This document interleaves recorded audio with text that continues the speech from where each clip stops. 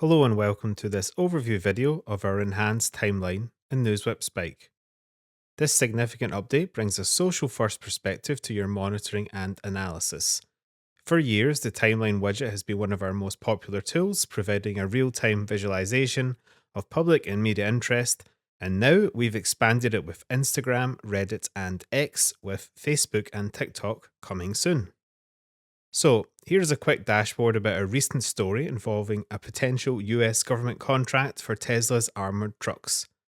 We can see the default media and public interest on the timeline, but this is a perfect example to analyze how the story emerged and spread across different networks. I can simply go to Add Networks and enable all the other platforms I'm interested in, opening this God's Eye view that allows me to see the full story unfold. In this instance, it is clear that interest on X and Reddit surged first, with the story gaining traction as it spread across the internet. Now, let's read the timeline. Where did this story originate from? Well, we can see the initial spike here on X during the afternoon in the US on February 12th. And of course, like articles, you can click on any data point to see further insights on the specific leading posts.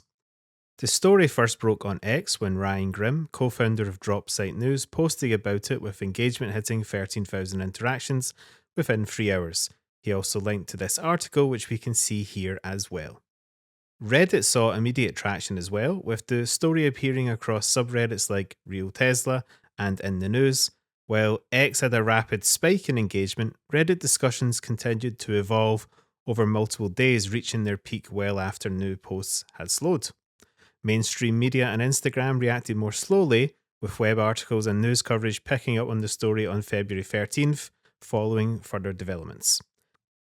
The highest engagement peak came from Instagram, where a post by Robert Reich accused the administration of a lack of transparency, generating over 75,000 engagements, the most of any platform. So from this, we can see how and why the story has spread. This is just one post analysis example, but for a breaking news event or an emerging crisis, this real-time data can help you monitor and even prepare and plan a response, using past examples as a guide. In terms of export, users can export timeline images or use one-click reporting, which automatically includes the timeline and the interest over time slide, along with all feed widgets added. The network feed widgets are separate from the timeline graphs, but both can be added to the same dashboard.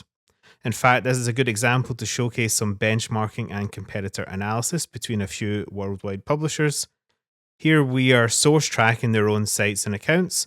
There's a feed widget which I can choose to sort and filter, but more importantly, we can easily visualize the performance over time. And using combined timeline, we can compare the performance of each.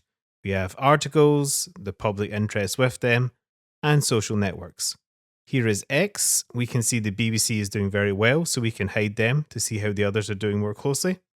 And from here, we can choose to add or remove any other networks, such as Instagram. And here we can see Al Jazeera is performing very well on this network. And very quickly, there is flexibility to this widget. Here I've created searches with a few world leaders, a fun topic, with a pure focus on Reddit.